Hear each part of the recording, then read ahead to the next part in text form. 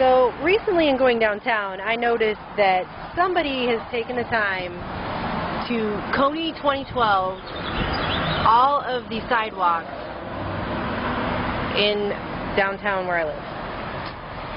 And it's everywhere. There's stencils, there's chalk. The whole sidewalk is Kony 2012.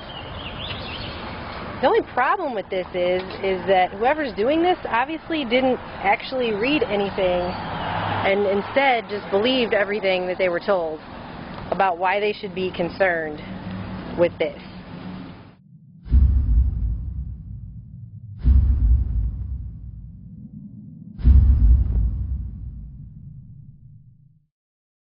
Have you seen Joseph Kony?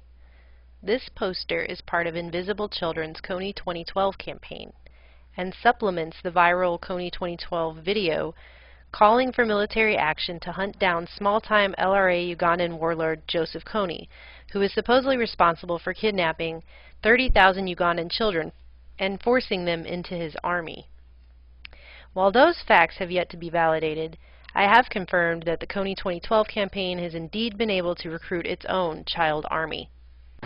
Okay, the rain's washed some of them off, but before this whole entire block, every single one of these was covered like that. Here's another one. And another one. I don't even know if I can get this in the shot. It's so big. It's huge. All over the street. Stop Kony. Kony 2012 is basically a huge hoax, and there are a lot of ways to tell. The first one would be when you have this massively overproduced, stylized video that comes out, and you have all these people jumping on the bandwagon to support it, political leaders and movie stars, and just really trying to sway the populace into believing this stuff is true. And there are lots of things about it that are just really suspicious. The first one having to do with the fact that Kony is this horrible bad guy. As you can see on the posters, he's the worst. He's standing next to Osama bin Laden and Hitler to give you that image of just how horrible he is, when in reality the Ugandan president, Museveni, has actually enslaved more child soldiers in Uganda than Kony ever could have dreamed of doing. Another issue is that the video, Kony 2012, blatantly lies when it attributes 30,000 children disappearing to just Joseph Kony, when in actuality the Ugandan government used child soldiers to commit genocide in nearby Congo, and that's on record. So it's just completely false. I think we may have found the source here. And a SpongeBob. Now I'm thinking this might be it. This ginormous one right here. Kony 2012, and it's brought to you by First United Methodist Church. There you go. There's the big one. Farmer Youth Center, Kony 2012. And look, check it out. He's the worst. Kony 2012 is the worst. I was able to trace everything back to this First United Methodist Church, where I located this Kony 2012 poster hanging in their youth center's front door. The poster shows Joseph Kony with Osama bin Laden and Hitler at his back shoulder.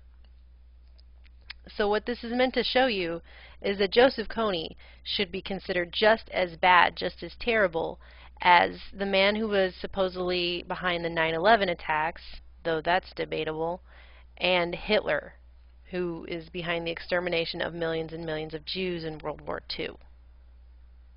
Why would a church youth center get behind and promote direct military action in an already suffering country that's likely to result in the death of thousands of people? After an internet search for the Farmer Youth Center did not yield anything, I did another search for the First United Methodist Church, and that in itself also didn't really yield anything.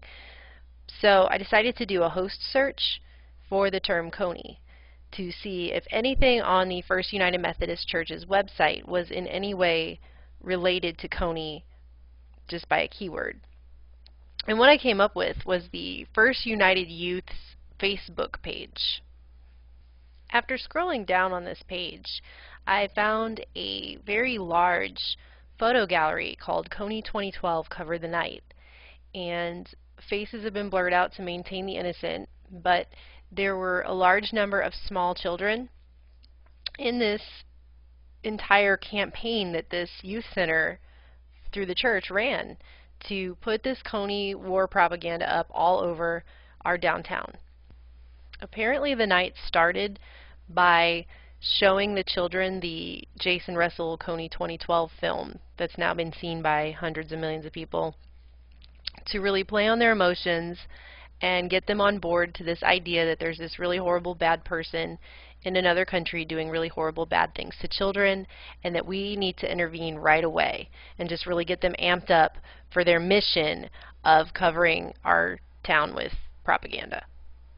And there were all kinds of pictures in there of these children wearing the stickers, holding the Kony posters with Osama bin Laden and Hitler on them, and just really pushing this message that this is a really horrible man, that we really have to stop him. Even though these children are young enough that they have absolutely no concept of war or what that actually would mean, the devastation that that would bring to the Ugandan people and to their country. This is apparently regardless of the fact that Jason Russell, Invisible Children co-founder and star of the Kony 2012 video, was detained for public intoxication and public masturbation and subsequently hospitalized for a bizarre tirade he had just weeks after the release of the Kony 2012 video. Another senior official at the Invisible Children's charity, Jedediah Jenkins, director of ideology, apparently put this video up of himself swigging Smirnoff vodka and bragging about how he took $900,000 of a $1 million grant towards Haiti, children in Haiti, and kept it for himself. And he jokes that they won $1 million, that's pretty rad. He says $100,000 for Haiti and $900,000 extra for me. So these are not exactly people that anybody should be taking advice from about foreign policy, foreign war, and what we need to be doing militarily in other countries.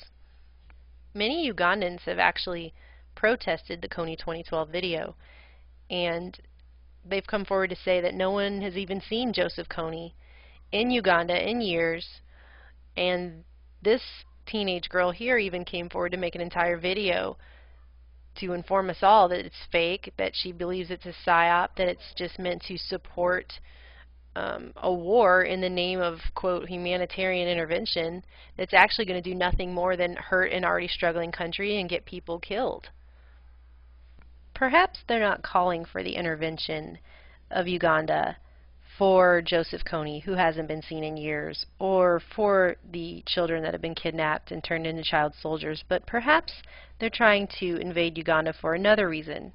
And perhaps that reason is oil, oil, and oil, because Uganda is sitting on huge oil reserves. One of the pieces the children put up was a sign on a park bench on the sidewalk that's quoted Dr. Seuss, and it said, "Unless someone like you cares a whole lot, nothing's going to get better, it's not."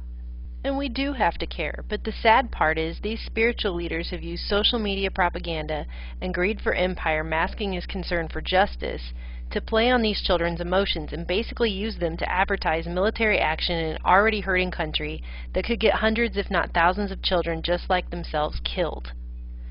After following this Kony 2012 message in my city streets and tracing it back to its original source, I had a nice long talk with my own daughter about the importance of critical thinking skills.